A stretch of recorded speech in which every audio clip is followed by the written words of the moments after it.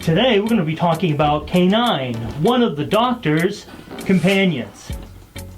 I'm the signing nerd, and let's go! Okay now guys, here we are with K-9. K-9 was first introduced in Doctor Who with Tom Baker, who was the 4th Doctor, in 1977. He was first introduced in the episode The Invisible Enemy. He was created by a professor, a Frederick Marius, in the year 5000.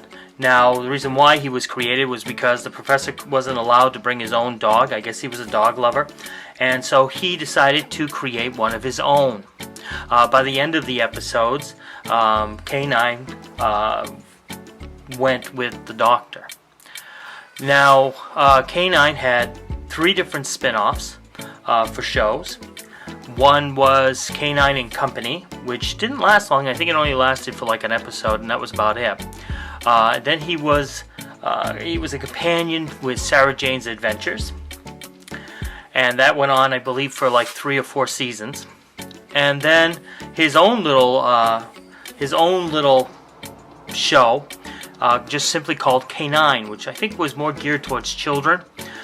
In that one, K-9 got an upgrade. He had his own regeneration, and he looked pretty cool. He looked pretty snazzy. Instead of just rolling on the ground like he did in the originals, he could fly.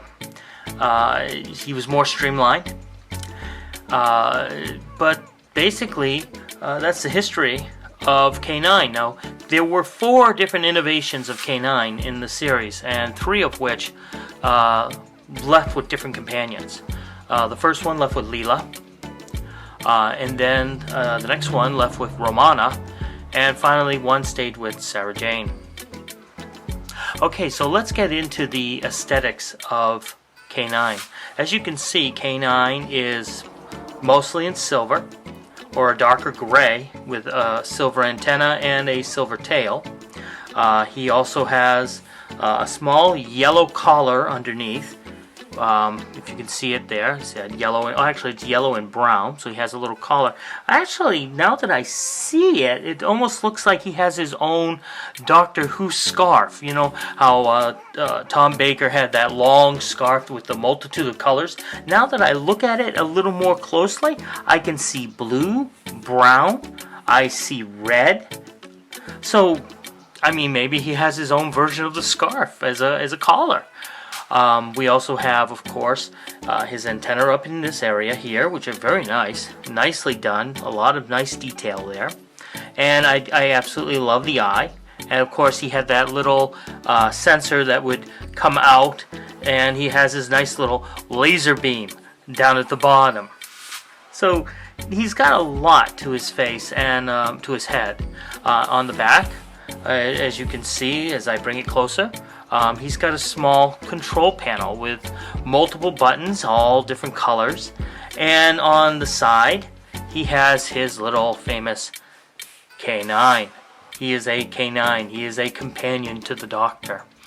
So I really do. I love the aesthetics on him. I think he's very nice. He's very close to the original. I think, honestly, this little Funko Pop honors the original very, very well. Let me see. He also has nice plastic. It's very, very hard, very nice, very smooth. There's no breaks in the plastic in the form. It's just a very, very nice piece. So, just a small little other piece of information here. K-9 was voiced, of course, by many different actors. The first being John Leeson. So, I hope that you enjoyed this little history of K-9. And if you can find him, you can pick him up. But he is expensive. He's very sought after. So, I'll see you later. This is the Signing Nerd, signing off. Thanks for watching. Goodbye.